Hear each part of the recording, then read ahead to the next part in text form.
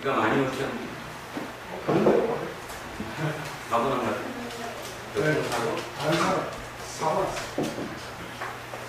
자, 비도 오고 날씨도 급한데 오시느라고 수고 많으셨습니다. 나는 수고 많았다라고 인사를 했지만 하나님은 감격함의 여름을 맞이하신 것이고 오늘은 그리스도 안에서 새로운 피조물이라는 제목으로 하나님의 말씀 은혜를 나누고자 합니다. 오늘 먼저 기도를 하겠습니다. 하나님, 오늘 이 가운데 친히 임하시고 오늘 이곳에 불러주신 당신의 귀한 자녀들, 저들의 마음의 문을 활짝 여시고 성령님의 역사하심과 깨우치심으로 말미암아 오늘 새로운 피조물로 거듭나는 진정한 새로운 삶을 살아가는 첫날이 되게 하옵소서. 지금 이 시간 이곳에 역사하셔서 두란노 교회를 통해서 하나님 나라가 새롭게 시작되는 첫날이 되게 하옵소서. 예수님 이름으로 기도합니다. 아멘.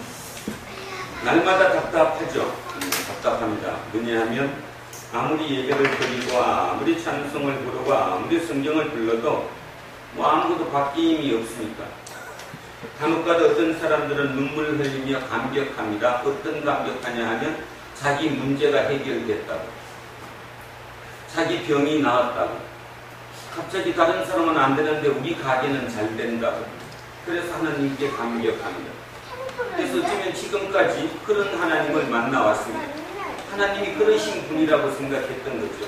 지금 대한민국은 아주 심각해졌습니다. 바로 그들에 의해서, 하나님의 축복을 받은 그들에 의해서 그들이 국무총리가 되고 그들이 장관이 되고 그들이 국회의원이 되고 그들이 기업체의 CEO가 되고 그들로 말미암아 대한민국은 끝장나간 것 같습니다.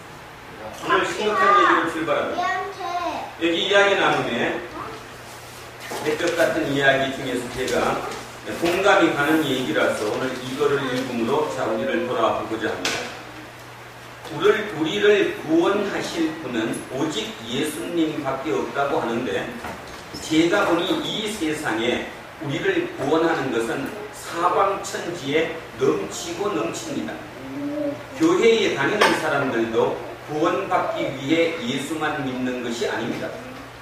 살기 힘들 때는 교회마다 사람들이 꽉꽉 찼습니다. 그런데 점점 살기가 좋아지니 교회에서 사람들이 빠져나가 주말이면 산과 바다가 꽉꽉 차고 있습니다. 사람들이 교회에서 힐링을 하는 것이 아니라 산과 바다가 사람들을 힐링시켜주고 구원하고 있습니다. 살기 힘들 때는 사람들이 병 걸리고 다치면 교회에 와서 죽기 살기로 기도하고 금식하여 병을 고치더니 지금은 병 걸리고 다치면 먼저 병원으로 달려갑니다.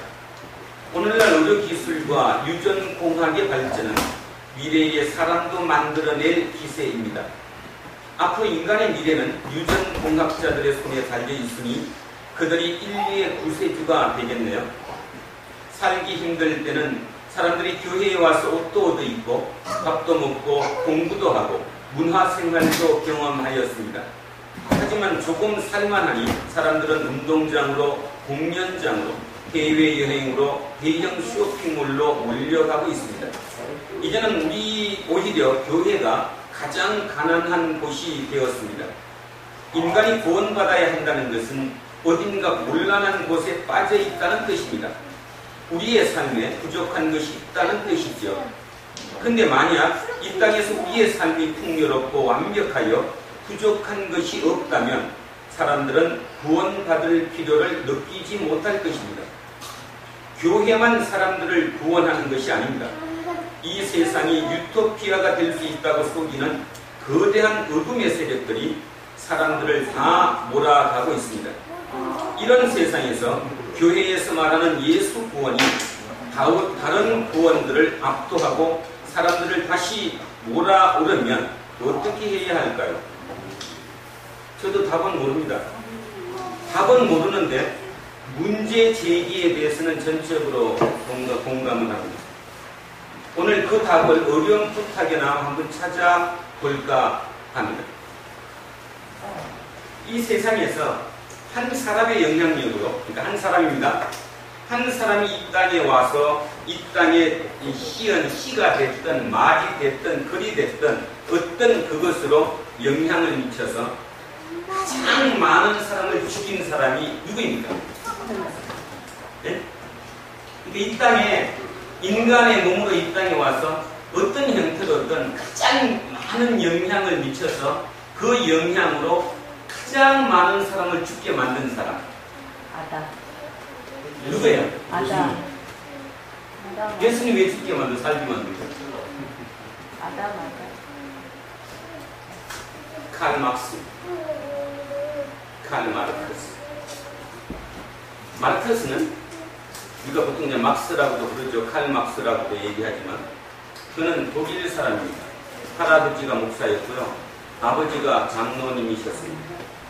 철두철미하게 성경 말씀 속에서 살았던 사람입니다. 그 칼 마르크스가 어떤 생각을 가졌습니까? 세상이 너무 불공평합니다. 이 땅을 공평하게 만들기 위해서 부인도 죽고 자식도 죽었습니다. 내팽개쳐서.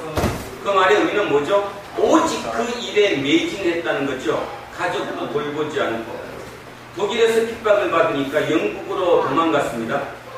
영국의 대형 제국의 박물관에 있는 도서관에서 장장 18년 동안 부인이 죽는데도 장례를 끝내자마자 돌아왔다고 하니까 대단한 집착이죠. 그는 거기에서 18년에 걸쳐서 자본론을 썼습니다. 그분이라고 제가 부릅니다. 그분은 여러분보다 수백 배 위대합니다. 여러분 그런 생각조차 안 하니까. 오직 지살 거 생각하니까. 어떻게 하면 남 거 더 뺏어갖고 남보다 월급 100이라도 더 뺏지 생각하지. 그는 어떻게 하면 남을 줄 것인가. 이 땅을 어떻게 하면 이 땅을 살만한 곳, 하나님이 얘기하신 그곳. 그래서 공산입니다. 공산이 나쁜 것이 아니죠. 한문. 공산이 뭡니까? 더불어 같이 만들어 살자는 거죠. 공산. 공산주의는 성경에서 나온 겁니다. 하나님께 같이 더불어 사는 게 공산이에요. 칼 막스는 그래서 자본론을 18년 동안 썼어요. 문제는 그가 죽고 난 다음에 그 이론이 함덕이 됐죠. 많은 사람들에게 그렇겠구나. 누구한테 넘어갔어요? 레닌한테 넘어갔어요. 레닌. 그 레닌이 칼 막스의 자본론을 가지고 나라의 이상 국가를 건설했습니다. 그게 무엇입니까? 공산주의죠. 공산주의는 4천만 명 이상을 죽였습니다. 4천만 명. 그래서 한 사람이 이 땅에 와서 가장 큰 영향력을 미쳐서 많은 사람을 죽게 만든 사람은 칼 막스입니다. 제가 왜 이런 소리를 하느냐 하면 아무리 이상이 좋아도 칼 막스는 실패했습니다. 아직 실패했다고 완전히 제가 자신있게 얘기는 못합니다. 왜냐하면 앞으로 세상이 어떤 식으로 그 부분들을 형성할지 아직 모르기 때문입니다. 그러나 제가 사는 동안 이 땅에 100년도 못 사는 이상, 특히 2015년을 기준으로 했을 때는 칼 막스는 실패한 사람입니다. 그리고 너무나 많은 피해를 입힌 사람입니다. 그렇죠? 왜일까요? 왜 그는 가장 이상적인 나라를 이 땅에다 만들고자 해서 마누라 팽개치고 자식 팽개치고 오직 그게 모든 주변의 시선, 따가운 시선 다 팽개치고 18년이라는 엄청난 시간을 모든 것을 투자해서 그 책을 썼는데 왜 그 책이 너무나 많은 사람을 죽게 만들었을까요? 그거를 알면 여러분이 오늘 여기 왜 와서 앉아 있어야 되는가에 대한 답을 구할 수가 있습니다. 그래서 아까 이분이 얘기했던 이채용호 전도사인데 이분이 제기했던 이 의문점에 대한 왜인가에 대한 답을 조금은 얻을 수 있지 않을까 저는 생각합니다. 이유가 뭐냐면 칼 막스는 이 땅을 구원하고 있습니다. 이 땅. 예수 그리스도는 이 땅에 오셔서 이 땅에 우리의 삶을 구원하는 것을 우선으로 한 게 아니라 우리의 생명을 구원하기를 원합니다. 오판이 생긴 거죠. 오판. 여기 좀 잘 보셔야 됩니다. 특히 이한빈 잘 봐. 고등학교 3학년이 제가 이제 오늘 이런 소리 참 개성스럽게 하는데 화가 많이 났어요. 제가 23명을 수업합니다. 지금 이제 실업자반이라고. 대한민국에 실업자가 너무 많아서 다 대학 출신들이에요. 전자공학과 출신, 경영학과 출신 2명, 문헌정보학과, 그 다음에 또 뭐더라, 사회복지학과, 가정교육학과, 국제통상학과, 뭐 셀 수 없이 많은. 그것도 어쨌든 전주 지역에 가장 좋다는 전북대학교 출신들. 그래도 지역대학에 전북대는 알아두는 게 아닙니까? 수업을 했습니다. 지난 금요일날. 이렇게 제가 앞에서 이제 수업을 많이 때문에 모시험까지 취해가면서 잘하고 있어요. 저 뒤에 우리 어떤 동갑이가 한 살 많은가? 30살이라고, 그러니까 31살이라고 그런가? 그 아가씨가 국제통상학과를 나왔대, 전북대학교. 점찍어 가겠다고 뒤에 앉아서 수업 열심히 따라 들었어요, 제 수업을. 그래서 뭐 제가 이렇게 모션을 취하면 자기도 뒤에서 앉아갖고 1교시가 잘 끝났습니다. 2교시를 들어가서 한 10분쯤 딱 지났는데 갑자기 그 아저씨가 그래서 잘 따라가다가 얼굴빛이 딱 변하더니 그냥 얼굴을 묻어버립니다. 앞에서 강의를 하고 있는 저는 쇼크를 받겠어요, 못했어요? 당연히 받지. 왜냐하면 지금까지 그냥 가만히 있지. 이렇게 가만히 이렇게 들었다면 뭐 그런가 보다 하는데 열심히 모신도 따라하고 입에 뭐 대답도 같이 하면서 살아다가 갑자기 이렇게 얼굴을 탁 그냥 책에다 묻어버리니까 아니 뭐지? 그래 느끼면 왔어요. 아, 어디서 걸렸구나. 어디서 걸렸다는 말 아십니까? 뭔가 이해가 잘 가다 어디 딱 걸려서 지금 부딪힌 거예요. 그래서 제가 5분을 일찍 끝내놓고요. 갔어요. 기도 가서 끝내놓고 왜 그러시냐? 어디에 그랬습니까? 고개를 딱 들면서 하는 말이 하나도 몰라. 아, 31살 먹은 아가씨가 그냥 하나도 몰라고 그러는 거야. 아니, 지금 3일 배웠으니까 앞에 자산 이런 거 배웠잖아. 아니요, 하나도 몰라. 엄청난 쇼크를 받았어요. 받으면서 제가 오늘 왜 이렇게 많이 써놨냐 하면 똑같다는 생각을 했습니다. 사람이 받아들인다는 건 똑같은 거예요. 그 말의 의미는 뭐냐 하면 제가 아가씨한테 그 얘기했습니다. 살다가 보면 내가 다 이해 가지 않는 부분이 충분히 있을 수 있다. 학습도 마찬가지다. 내가 잘 나가다가 어떤 탁 부분이 금방 이해가 안 갈 수도 당연히 있는 거다. 그거는 넘어가야 되는 부분이지 그게 맡겼다고 해서 끝나는 건 아닌 거 아니냐. 구구단을 외워오느냐. 구구단을 외워놓아서 넘어갔더니 나중에 구구단이 이해된 거지. 구구단을 처음부터 이해해갖고 간 건 아니지 않느냐. 그랬더니 이제 3교시부터 다시 얼굴 들고 열심히 잘했어요. 그걸 느끼면서 내가 우리 어떤 일을 생각했습니다. 걔네 또래들을. 그 시대 애들이 어디 벽을 못 넘는 거예요. 벽을. 어떤 자기 앞에 기분이 좋으면 잘 나가다가 어떤 딱 벽이 부딪히면 이걸 넘치는 거 않고 그냥 앉는 거라는 거죠. 전북대 국제통상학과는 나쁜 학교 아니에요. 그 지방대학 중에는 최고예요.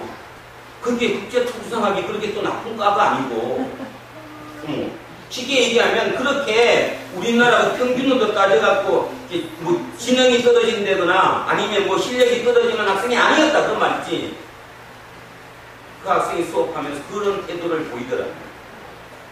그걸 보더니 맨 앞에 앉았던 42살 먹은 아가씨가 자기는 전자공학과를 나왔는데 이제 애기 키워놓고 전직하려고 이렇게 회계를 배우는데 애들이 그분이 나한테 이렇게 참 이해가 안 갔어요. 우리는 1+1은 2인데 1+1이 2가 아닌 거지. 회계는 1+1이 2가 아니거든요. 3도 될 수 있고 5도 될 수 있고 무한하다는 것이 경영 아닙니까? 회계하기. 그러니까 그게 이해를 하니까 아 받아들여져요. 그러더라고요. 지금 예배를 드리면서 제가 그걸 느꼈습니다. 찬송도 안 보이고 그 시간에 휴대폰 갖고 장난치죠. 들으면 될까요? 들으면 이거는 딴 데가 있는데 여기 와서 걸린다고 하나님이 당신을 통해 역사할까요? 안 합니다. 이 답을 맞추기 위한 답은 이분이 제기한 이 일을 해결할 답은 교회에서 다 쫓아내는 겁니다. 쫓아내고 새로 시작해야 합니다. 아 진짜 새로 시작하지 못하면 계속 거기에 타협이 들어가면 본질을 다 잃어버립니다. 우리는 지금 본질을 잃어버리죠.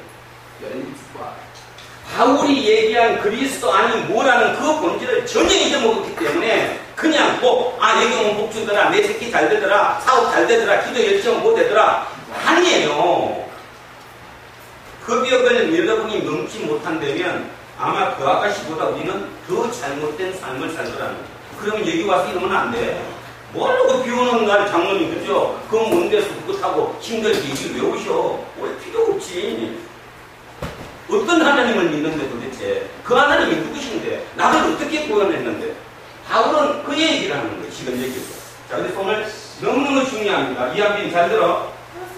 자, 그리스도 안에서 새로운 피조물이래요. 여기서 중요한 조건을 위해서 제가 두 개를 이렇게 제목을 좀 길게 썼어요. 여기 첫째 말은 이 말. 이 그리스도 안이라는 표현. 두 번째는 새로운 피조물이라는 이 표현.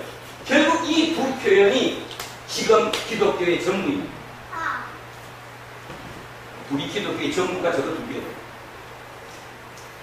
그럼 그리스도 안이라는 게 뭐냐? 바울이 그리스도 안에, 바울의 서신을 지금 우리가 2년째 하고 있잖아요. 계속 읽다가 보면 전부 다 그리스도 안에서, 그리스도 안에서, 그리스도 안에서라고 얘기하는데, 바울이 얘기하는 그리스도 안이 도대체 뭘까? 그게 뭘까? 자, 얘기를 제가 이렇게 써놨습니다. 율법주의의 반대입니다. 그리스도 안이라는 표현이 율법주의의 반대예요. 그럼 율법주의가 뭐냐? 율법주의는 구약이죠? 구약의 모세의 율법을 통해서 그 이스라엘 사람들은 그거를 하나하나 쪼개가지고 일상사의 모든 삶 속에 조항을 만들어 놨잖아요. 이렇게 하면 된다. 이건 이렇게 해라. 이건 하지 말라. 저거는 해라. 어떻게 하라. 이렇게 만들어 놓은 거잖아요. 그랬더니 사람들이 그것만 따르면, 거기에 적어 놓은 대로만 따르면 뭐 된다고요? 나는 구원받고 나는 의인이 되고 나는 하나님의 자녀가 된다고 생각했죠. 지금도 유대교를 믿는 철저한 유대인들은 지금 오늘 일요일이잖아요. 주일이잖아. 오늘은 주일이지. 주일 말고 저기 어제 토요일이 안식일이에요. 안식일 날은 뭐 안 눌러요? 엘리베이터 못 눌러요. 지금 현재도 2015년 지금 현재도 철저하게 율법을 믿는 유대교를 신봉하는 사람들은 아파트 만약에 10층이다. 그러면 이걸 못 눌러서 가만히 있어. 안 믿는 사람이 와서 누르면 그냥 따라 파. 왜 누르면 안 되죠?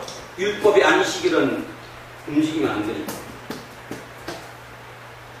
무엇을 의미하는지 감 잡으십니까? 칼 막스는 이론이 원체 좋았지만 그것을 접목한 레닌은 거기에 일정 기력도 오차 없이 그대로 적용하려고 그랬다 보니까 문제가 생겼다는 것입니다. 결론적으로 얘기가 뭐냐 하면 여기서 이거와 이거의 가장 큰 차이가 뭐냐면 율법주의는 이 땅입니다. 이 땅. 이 땅이 끝이라고 생각하는 순간은 다른 땅이 아무것도 없어요. 그런데 바울이 느꼈던 게 뭐냐 하면 그리스도를 만났잖아요. 뭐한 그리스도를? 부활한 그리스도를. 이미 십자가에 달려서 죽었던 그리스도를 어떻게 만났든, 어떻게 만났는지 나도 몰라, 그죠? 성경에도 무덤 만났던 거 얘기는 모르니까. 하여튼 어쨌든 만났어요. 환상으로 만났든, 감각 꿈으로 만났든, 어쨌든 만났다는 겁니다. 그 만나고 난 이후에 그는 완전히 여기서 일로 뒤집어진 거잖아요. 그럼 그게 뭘까? 그게 도대체 무슨 뜻일까를 깊이 생각해 보셔야 한다는 거죠. 그게 뭘까? 율법주의에서 그리스도로 바뀌었다는 게 뭘까? 그리스도의 부활을 본 겁니다. 이 부활이 의미하는 게 뭐예요? 영생이에요. 영생은 천국이에요. 천국은 구원이에요. 이거 다 똑같은 말입니다. 똑같은 말. 부활이 영생이고 영생이 천국이고 천국이 구원이다. 성경에 나와 있는 모든 이 말이 같은 말이에요. 자, 예를 들면 저는 제 고향이 어딘지 알죠? 여러분 한번 가보셨으니까. 자, 그럼 어떻게 부르냐면 이렇게 불러요. 제가 부르는 입장에서는 시골. 시골이면 고향이라고 생각을 해요. 고향. 그 다음에 조금 더 엄격하면 예천군 영궁. 또는 뭐라고 표현할 수 있냐면 우리 부모님이 현재 살아계시는 곳. 다 같아야 맞아요? 같은 곳이죠? 그곳은 같은 곳입니다. 내가 시골이라고 부르고 예천 영궁이라고 부르고 고향집이라고 부르고 부모님이 계신 곳이라고 부르는 그곳은 같은 곳이에요. 이곳이 같은 곳이에요. 부활이라고 부르든 영생이라고 부르든 천국이라고 부르든 구원이라고 부르든 이것은 같은 곳이에요. 같은 곳. 그러면 요즘 애들이 왜 이거를 못 믿느냐? 못 믿지. 머리를 열라고 생각 안 하니까. 아까 그 아가씨처럼 자기가 딱 걸려버리니까 안 들어가는 거지. 그 다음은 안 넘어가니까. 안 넘어가는 답이 없다는 거예요. 안 넘어가는데 교회에다가 몇 명을 갖다 놓으면 뭐해? 진짜로 뭐하냐고. 자, 그래서 이게 다 큰 건데 바울은 이 부활한 예수 그리스도를 본 거예요. 그럼 이게 어떤 의미일까요? 지금은 자기는 지구별, 여기 이제 지구별이라고 하면 이게 지구별이 전부인 줄 알았어요. 이 지구별에 사는 요 삶을 잘 살고 멋지게 살고 뜻대로 살라고 법을 만든 게 율법주의잖아. 이렇게 살아라 저렇게 살아라 뭐는 된다 안 된다 이렇게 하면 안 된다 요거잖아요. 요 삶을 살기 위해서. 그런데 바울이 딱 봤더니 부활을 본 거예요. 부활하신 예수를. 부활을 봤다는 말은 영원한 생명을 본 것이고 천국을 본 것이고 구원을 본 것이니까 이거잖아요. 이거. 여러분 요 생각에 멈춰있던 사람이 이걸 보면 이건 아무것도 아니에요. 아니에요? 맞죠? 요거에 몰입되어 있던 사람이 이거를 진짜 이거를 보면 이건 아무것도 아니라니까요. 그래서 사도 바울이 세상적인 것, 세상의 스펙, 자기의 모든 능력, 실력, 모든 것 다 뭐예요? 배설물이 된 거예요. 그걸 말장난으로 들어서는 안 됩니다. 말장난으로 들으면 저는 이제 진짜 됩니다. 그래서 감사한 것은 모두에게 감사합니다. 첫째 제가 감사한 것은 뭐냐면 나를 아프게 하셔서 감사해요. 너무 오랫동안 내가 아픔, 육체적인 고통 속에 있었기 때문에 내 내면이 너무 컸어요. 그 점에 진짜 감사해요. 두 번째 결정적으로 감사한 거 나는 우리 아들 어떠미한테 참 감사해요. 속으로 미워해, 겉으로 미워해도 속으로. 왜냐하면 만약에 죄를 건드리지 않았으면 저는 절대로 안 바뀝니다. 난 내 고집이 옳다고 가지 안 바뀌어요. 내 자식이 건드려지니까 나는 바뀔 수밖에 없었고 그 바뀜 때문에 지금 목사 이제 9년차, 10년차 목사가 되면서 이게 진짜 보여요. 이게 진짜라니까요. 가짜가 아니고. 나도 나이 30, 40대 성경 습독했어요. 아팠으니까. 맨날 읽으면 나는다고 생각했어. 날마다 읽었다니까요. 중국 6개월 가 있었는데 침 맞고 하면서 매일 읽었어요. 내가 성경을 안 읽어서 몰랐다는 게 아니라 그때는 100번 아니라 1000번을 읽었어도 그냥 글자였고 좋은 말만 문구 좋은 거 있잖아요. 나를 위로해 주는 거. 그런 문구만 나한테 들어왔지 이게 무엇하는 게 솔직히 안 들어왔어요. 이제 진짜 목사 10년 차가 되고 어쨌든 내가 이 길을 가고 이걸 꾸니면서 보다 보니까 이게 진짜인 거예요. 제가 여러분들 오늘 하나님 말씀 소리를 지르면서 하는 이유도 진짜라니까. 이 가짜가 아니고 진짜. 그런 게 예배장에 예배도 들어와가지고 뭐 하냐고 지금. 우리가 뭐 해야 되냐고 지금. 예배 드려야지. 그러니까 예배 드린다는 말을 또 오해하면 안 돼. 형식으로 하면 무엇인가 이것이 아니고 진짜로 이제 하나님을 내가 여기서 만나야지. 밖에 나가서는 못 만나더라. 여기 와서만큼은 그래도 내가 이거 열고 하나님이 그러신 분이라고 좀 만나가야지.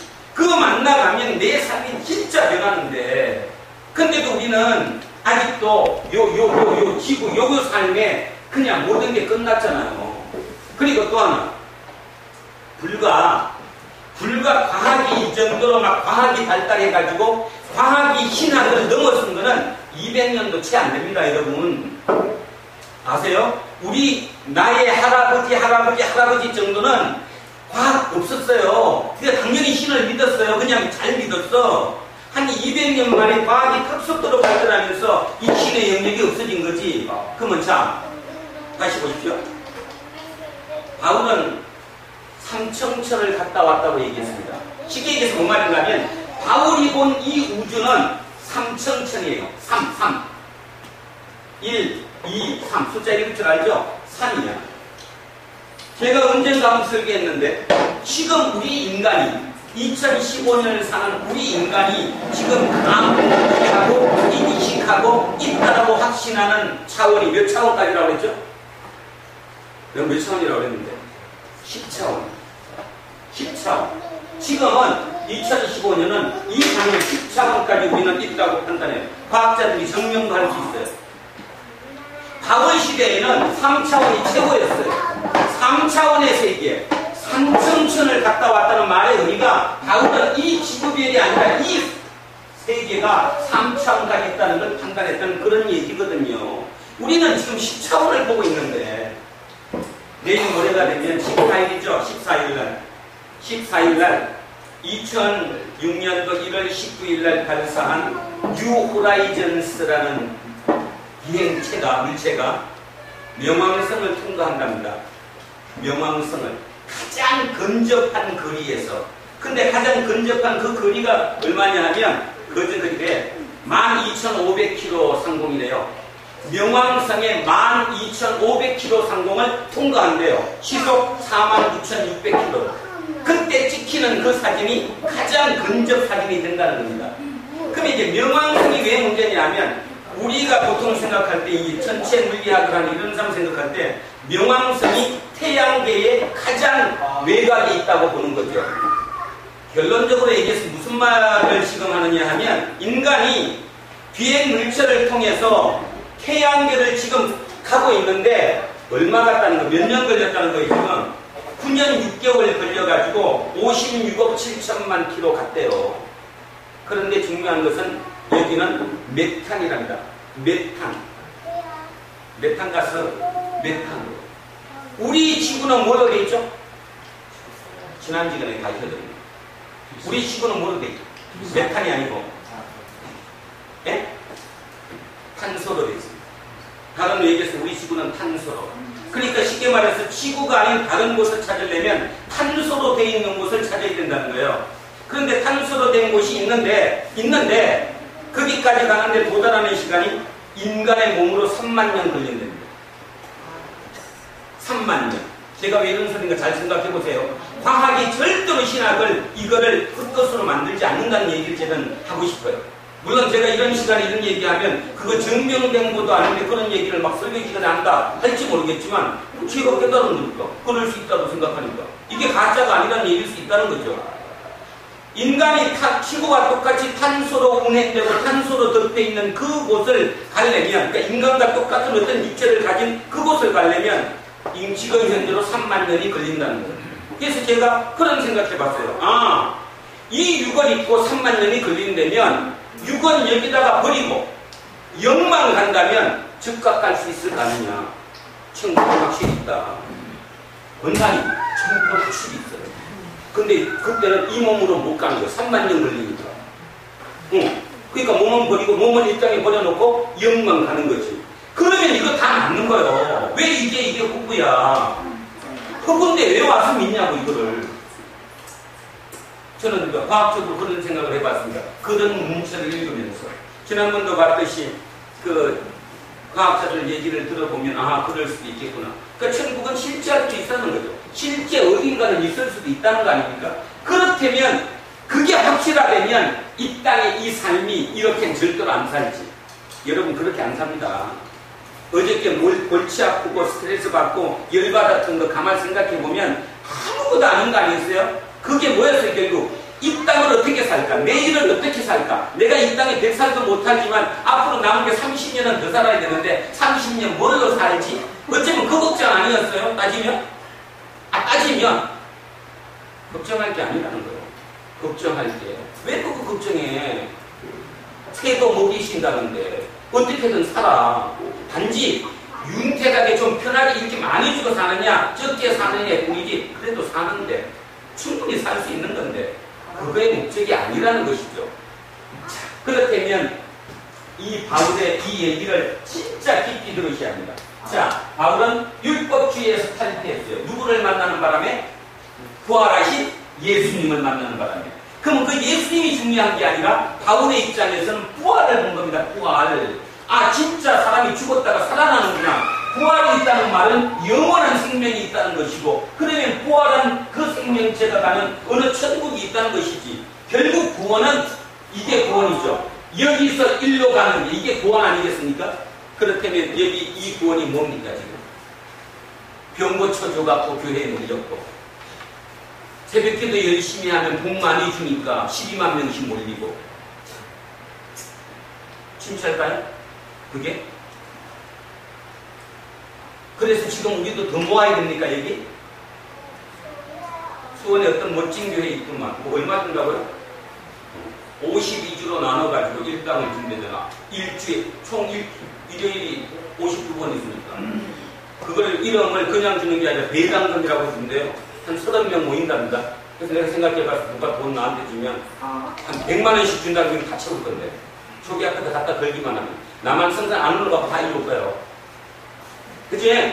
100만 원 드립니다는데 2시간만 와서 앉아있으면 100만 원을 드립니다. 남한선 올라가서 다 이루면 됩니다. 그거는 새 것으로 바뀝니다. 이 생각이, 마인드가 이게 바뀌면 모든 게 바뀌어지는 거예요. 그래서 이렇게 얘기하는 거예요. 바울이 이렇게 얘기하는 거예요. 율법주의는 옛 것이에요. 그러니까 그리스도를 만난 것은 새 것이에요. 근데 조심하죠. 이쪽도, 이 유대교도 그리스도를 기다렸어요, 안 기다렸어요? 메시아를 기다렸잖아요. 근데 문제는 그들은 왜 기다렸지, 메시아를? 이 땅의 삶을 구원받으려고 기다렸잖아요. 그죠? 로마의 압제에서 벗어나고 내 삶이 조금 더 낫고. 그런데 정작 오신 그리스도는 이 땅의 삶을 생각하는 게 아니라 영원한 이 삶을 얘기한 거잖아요. 이게 끝없이 반복이 되면 이건 못 알아듣는 거죠. 지금 대한민국도 결국 이걸 못 알아들으니까 구원이 여기라고 생각하니까 내 문제 당장 해결되는 거에 끝난다고 생각해. 이걸 안 보여주니까 결국은 그게 해결되면 끝나는 꼴이 돼버리는 것이라는 것입니다. 그래서 우리 이 젊은 친구들이 겉은 다 멀쩡한데 속은 다 죽었어. 뭐 누구 남 말할 것 없이 그냥 다 죽었다 그 말이에요. 그 100년도 못 사는 이 땅에 삶 살라고 그냥 거기다 올인해. 그리고 별짓 다 해. 돈만 되면 다 해. 모든 부정적인 것들도 돈 되는 건 다 해. 자, 그래서 이게 새 것이라는 것이 바로 그런 의미라고 얘기했고요. 또 바울은 이렇게 얘기했어요. 율법주의가 그 사람이라고 얘기하는 그 사람. 그러니까 나는 그 사람 때문에 사는 게 아니라 이제는 속 사람 때문에 산다라고 얘기하는 거예요. 속 사람이 그런 거죠. 이 겉은 어차피 다음에 간다 하더라도 버리고 가야 되니까 이거에 내가 올인하지는 않겠다. 속 사람에 올인하겠다. 그 사람을 다른 말로 육이라고 얘기하죠. 그 다음에 속 사람은 영이라고 얘기합니다. 결국 우리는 영으로 살아가는 거지. 이게 확실히만 바뀌면 이것도 어느 정도 커버가 되거든요. 이게 안 바뀐 상태에서 여기에 올인하면 이건 죽어버리지. 지금 문제는 이거는 잘 살았는데 키도 1m 80, 90 뭐 얼마나 커졌어요? 또 얼마나 이뻐. 요즘 진짜 이뻐. 자기도 늘씬늘씬하고 그죠? 키도 늘씬늘씬해서 진짜 이뻐 하면 얼마나 육이 못 떨어졌는가 몰라. 근데 여기는 비었어. 걔들한테 비었다고 뭐라고 하는가 하면 지들도 있대. 있겠지. 있는데 걔네들은 여기가 끝이잖아. 여기가 끝이니까 여기에 올인하지. 누가 가르쳐주지 않으니까. 마르크스가 실패한 것은 여기에 올인했기 때문에 진 거예요. 여기 세상에 올인했기 때문에. 세상에 그걸 만들려고 했기 때문에 마르크스가 실패한 거예요. 여기를 했었으면 이기는 거예요. 바울이니까 예수 그리스도는 결국 그는 여기 이 세상을 위한 것이 아니라 하나님 나라 여기를 위해서 갔다는 것입니다. 그래서 뭐라고 얘기해요? 복음이라고 얘기하잖아요. 바울은 이거 외에는 안 정한다고. 나는 정하지 않겠다라고 얘기하잖아요. 저도 마찬가지입니다. 저도 옛날에 처음에 할 때는 어떻게 하면 기분 좋게 잘 해가지고 힘있게 생겨서 여기를 나가서 다음 한 주간 힘있게 남고 잘 깨서 먹을 꼴까. 그럼 헌금도 열심히 잘하고 교회도 살 텐데 뭐 솔직히 저도 그 생각하고 했었어요. 최근에 하나하나씩 진짜 지난 2년 동안 바울을 쫓아가면서 저한테 깨달은 깨달음, 이것이 진짜구나. 이 문장이 진짜 문장이었구나. 우리가 지금 얼마나 잘못돼 가고 있는가. 그 길을 깨닫고 나니까 그죠? 힘이 생기고 넘치잖아. 그렇다고 삶이 갑자기 좋아진 거 아니잖아. 생활비가 늘어난 거 아니잖아. 갑자기 한빈이가 전기 1등 하는 것도 아니잖아. 그럼에도 불구하고 서로 힘이 보인다라는 거지. 그리고 마음속에 생기는 거예요. 진짜 쟤들 천국 보내야 되는데 쟤들의 삶을 바꿔야 되는데 바꾸려면 의식을 바꾸는 것밖에 없다. 영이 바뀌어야 된다는 것입니다. 그래서 그게 바로 복음이라고 얘기하는 거죠. 자, 이 얘기가 이제 오늘의 얘기랍니다. 조심할 것 자 정리합니다. 그리스도 안이라는 말의 의미를 자, 첫 번째 정리하면 결국은 영이라는 거다. 육 안이 아니라 영 속에 들어가야 그리스도 안이다. 그 다음에 또 하나, 사회에는 어떤 방법으로 되는 게 아니라 그리스도의 그 무한하신 사랑으로만이 가능하다. 사랑이 없으면 절대로 아무것도 안 된다. 그렇지만 그 사랑이 막연하게 뭐 내가 너 사랑해 이런 개념의 사랑이 아니라는 것이 진짜 신이 인간같이 약한 인간을 위해서 온 거예요. 자, 질문 하나. 바울이 철저하게 세상을 쫓아가고 그 사람을 쫓아가고 율법을 쫓아가고 대제사장을 목적으로 하고 공부를 했던 그가 도대체 왜 갑자기 뒤집어졌을까? 그것도 정확하게 180도 반대로 뒤집어졌을까? 그 똑똑한 사람이 뭐였을까요? 해석이 바뀌었기 때문에. 해석이. 그럼 어떤 해석이냐? 바울이 예수를 부정했던 것은 무엇 때문에 부정했냐 하면, 자, 안 되는 이유가 뭐예요? 율법에 보면 나무에 달려 죽은 자는 뭐라고요? 나무에 달려 죽은 자는 뭐야? 저주받은 자잖아. 나무에 달려 죽은 저는 저주받은 자니 어떻게든 신이 될 수가 없는 거잖아요. 그래서 핍박한 거잖아요. 그놈들이 이쪽을 흩어린다고, 흙탕물 튀긴다고, 다 잡아들여야 된다고. 그런데 바뀐 게 뭐였어요? 아, 내가 죄인이구나. 죄인이 죽으려면 저주받은 자잖아, 죄인은. 저주받은 죄인이 죽으려면 나무에 달려야 된다. 내가 달릴 나무를 저분이 나 대신에 죄도 없는 저분이 대신 달리신 거예요. 그러니까 나무여야 됐지. 만약에 예수 그리스도가 금에다 달렸대, 멋진 데 달렸으면 본인은 맞지만 안 되는 거지. 나를 대신 위해서 죽은 건 아니잖아. 나를 대신해서 죽었다는 말은 뭔 뜻이냐면 나를 대신했다는 말이 나무에 죽였기 때문에 저주받은 나를 대신해서 죽으셨으니까 당연히 내가 있어야 될 나무에 대신 죽었다고 판단이 되니까 뒤집어진 겁니다. 우리 또 마찬가지. 여러분, 예수님이 나를 위해 죽으셨습니까? 대답 못하는 거 보셨어요? 진짜 믿어? 그러면 당연히 나는 죄인이죠. 어제도 잘못한 게 한둘이 아니잖아. 저주받은 자지. 나를 위해 죽었다면 당연히 십자가에서밖에 죽을 수 없었겠죠. 그 예수를 위해서 내가 산다. 자, 그래서 오늘 이제 본문을 이 개념을 가지고 그리스도에서 새로운 피조물이라는 개념을 가지고 자, 앞에 쭉 보겠습니다. 자, 11절입니다. 우리는 주의 두려우심을 알므로. 자, 얘기를 오해하시는데 저 두려우심을 경외로 바꾸겠습니다. 우리는 주님을 경외함으로. 그냥 두려워하는 것과 경외함은 틀리죠? 틀리 안 틀려요? 우리 한빈이는 나를 참 어려워해, 그죠? 그건 무엇 때문이야? 그 두려움이 경외함이지. 아버지니까 경외함으로 두려워하는 거지. 그치? 저 나쁜 놈이라서 맨날 죽대니까 겁먹어서 두려워하는 건 아니잖아요? 똑같은 거예요. 주를 두려워하는 것은 주를 경외하는 거예요. 그 경외하심을 알므로. 여기서 이 알므로라고 표현된 저 원어의 의미가 뭐냐면 체험했으므로 이런 뜻이에요. 체험했으므로. 하나님의 사랑을 체험했으므로 사람들을 권면하거니와. 오늘 이 답도 제 답입니다. 여러분 답이 되기를 원합니다. 여러분의 답이 되기를 원합니다. 경외함을 알므로 내가 체험해서 그걸 알았어요. 그러므로 그걸 사람들에게 알려주고 싶어. 그래서 사람들을 권면하거니와 우리가 하나님 앞에 알려졌으니 이제 그 사실을 하나님은 나를 아세요. 내가 하나님께 지금 충성하고 있으니까. 그런 것처럼 너희의 양심에도 알려지길 바랍니다.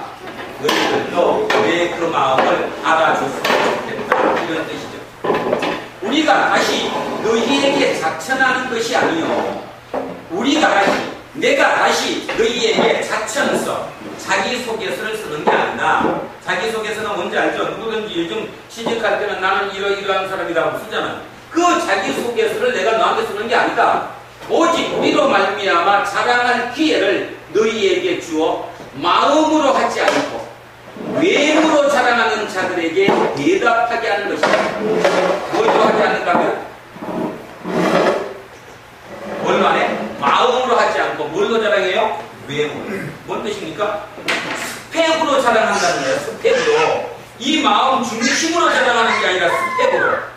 제가 처음 시작할 때 이렇게 얘기했습니다. 지금 대한민국의 기독 교인들은 하나님의 그 은혜, 하나님이 나한테 주셨다는 그 축복을 뭘로 자랑해요? 외형으로 자랑하잖아. 드러난 걸로. 주님의 축복으로 우리 애가 서울대를 붙었고, 주님의 축복으로 우리 애가 좋은 짝을 만나갖고 좋은 결혼을 했고, 외모잖아. 그게 아니라는 건데, 중심으로, 진짜 중심, 마음 중심으로 하나님을 경외하는, 진짜 하나님이 계심을, 그것을 자랑해야 하는데, 지금 우리들은 쓸데없는 반대를 하고 있다는 거지. 그 사람을 자랑한다는 거예요. 속 사람을 자랑해야 되는 거예요. 자, 13절. 우리가 만일 미쳤어도 하나님을 위한 것이요, 정신이 온전하여도 너희를 위한 것이니. 쉽게 얘기하면 사람들이 바울 보고 미쳤다고 그러는 거예요. 어쩌면 여기 앉아있는 이분들 중에도 저 목사 미쳤다, 저 김영수 목사도 아니야, 저 미친 사람이지. 만약에 그렇게 생각하신다면 바울의 대답과 저 대답은 똑같습니다. 미쳤다 나. 누구한테 미쳤어요? 하나님께 미친 거예요. 왜 하나님께 미쳤어? 진짜니까. 진짜가 아니시면 쉬운데, 미선인데 진짜니까 나는 하나님께 미칠 수밖에 없는 거지. 그리고 여기 보는 사람이, 여기를 못 보는 사람이 이걸 보고 사는 사람을 미쳤다고 손가락 안 하는 비정상이지. 그래서 저는 미친 사람이에요. 사람들이 저한테 손가락질 할 수 있다는 거지. 충분히 그게 가능한 것이고, 또 그래야 지극히 정상적인 거예요. 여러분, 예수님도 미쳤다는 소리 들은 거 아세요? 마가복음에 그 식구들이 우리 예수님 미쳤다고 찾으러 왔잖아요. 바울도 미쳤다고 소리 들은 거 기억나세요? 제가 지식으로 미쳤구나, 그지? 미쳤다는 소리를 들어야 된다는 거예요. 미쳤다는 소리. 그런데 중요한 거, 하나님께 미치지 않고 자기 자신한테 미쳐버리면 사람은 죽입니다. 죽이지, 여러 사람 죽이지, 여러 사람. 자, 그래서 미쳤어도 하나님을 위해 미쳤다. 그러나 너네들을 위해서는 난 온전하다, 이 뜻이에요. 하나님께는 미쳤지만 너네들을 위해서, 고린도 교회 교인들, 당신들을 위해서는 나는 정신이 온전하다. 그리스도의 사랑이 우리를 강건하시는도다. 강건하시는도다. 사로잡는다는 거예요. 그리스도의 사랑이 나를 사로잡아 버렸어요. 그래서 우리가 생각한 건데, 한 사람이 모든 사람을 대신하여 죽었은즉 모든 사람이 죽은 것이라. 자, 이제 정리되죠. 예수 그리스도가 죽은 것은, 십자가에 달려 죽은 것은 저주받아 마땅한, 아니 이미 저주를 받고 있는 나, 못난 나, 그죠? 남들에게 손가락질 받는 나를 대신해서 그 자리에서 돌아가신다는 거예요. 그래서 이제 나는 어떻게 됐냐 하면 다시 살아났다라는 거죠.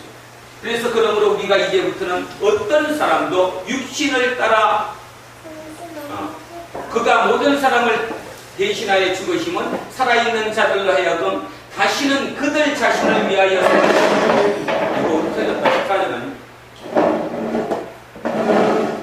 자, 그리스도의 사랑이 우리를 강건하시는 것. 우리가 생각하건대 한 사람이 모든 사람을 대신하여 죽었은즉 모든 사람이 죽은 것이다. 내가 죽은 거예요. 여러분이 죽으셨다니까. 여러분은 이미 여러분이 신자 죄인이면 십자가의 이미 여러분은. 자, 15절 가면 그가 모든 사람을 대신하여 죽으심은 살아있는 자들로 하여금 다시는 그들 자신을 위하여 살지 않고. 자, 여기 그들 자신을, 그들이 누구예요? 나가 누구예요? 옛 사람, 어저께까지 살아왔던 나, 그철 중시했던 이 그 사람 나, 생각이 바뀌지 않았던 옛날 사람 나, 이 그 사람을 위하여 살지 않고. 그렇죠? 내가 이게 진짜로 바뀌었다면 이거 위해 살면 안 되는 거지. 이거 말이 안 맞으니까 이제부터는 이거 위해 살겠다, 그 뜻입니다. 그래서 그들 자신을 위하여 살지 않고 오직 그들을 대신하여 죽었다가 다시 살아나신 이를 위하여 살게 하려 하니라. 이거 오해하면 안 되십니까? 이 문장을 오해하면 안 된다. 오해하면 어떻게 되느냐 하면, 아이고 예수님이 나를 구원해주더니 이제는 나를 지 마음대로 써먹네, 뭐 이렇게 될 수 있잖아요. 그런 개념이 아니에요. 그런 개념이 아니라 예전까지는 그들, 나, 옛사람, 이 그 사람, 이걸 위해서 살았던 내가 이제부터는 이걸 위해서 살아야 된다는 거예요. 이 속사람은 결국 예수 그리스도니까. 그래서 우리는 삶이 바꿔야 된다. 그러므로 우리가 이제부터는 어떤 사람도 육신을 따라 알지 않는가. 비록 우리가 그리스도도 육신을 따라 알았으나. 그래서 아까 얘기했던 거 보충합니다. 사도 바울은 자기 동시대에 예수라는 사람이 갈릴리에서 사역하고 십자가 죽었다는 사실을 다 알아요. 알았는데도 불구하고 왜 그를 하나님이라고 믿지 않았냐 하면 육신을 따라 알았습니다. 육신을 기준으로 하면 말이 안 되니까. 그죠? 육신을 따라 생각하면 신이 하나님이 오시면 예루살렘에 오셔야 되고 성전으로 오셔야 되고 왕으로 오셔야지 어떻게 가장 비천한 곳, 가장 나쁜 곳 그곳에 오실 수 있냐고. 뭐를 기준하면? 육신을 기준하면 말이 안 되니까. 그래서 안 믿었다는 거예요. 그런데 이제는 알았다는 거예요. 왜 그렇게 오실 수밖에 없었냐 하면 바로 그들과 함께하고 그들을 구원하기 위해서 오셨으니까. 이 중에도 이런 말을 들으면서도 나는 구원받을 필요 없다. 없겠지 뭐. 잘 살고 있는데 뭐지? 하고 벌어서 잘 살고 맥주 한 잔 마시면 얼마나 기분 좋아? 세상에 얼마나 좋은 게 많은데? 입단이 끝이면? 그래도 간혹가다 또라이가 있다는 거 아십시오? 제가 이렇게 설교한다고 해서 너는 그렇게 사냐? 이렇게 얘기하실지 모르겠지만 나는 살라고 최소한 애씁니다. 그리고 진짜 안 넘어가려고 했어요. 아니까. 확실히 알았으니까. 그리고 여러분 지금 주변에 맨날 그런 사람끼리 모여서 유유상종이니까 그럴지 몰라도 그 중에 세상에 보면 진짜 올곧게 제대로 예수처럼 사는 사람 있습니다. 어쩌면 이 세상이 안 망하는 것도 그들 때문에 안 망하는 거죠. 그들에게 감사하고 사셔야 돼요. 감사하고. 자, 그래서 여기 다시 얘기하면 그러므로 우리가 이제부터는 어떤 사람도 육신을 따라 그러니까 세상적인 기준으로 이제 안 보겠다 그런 말이에요.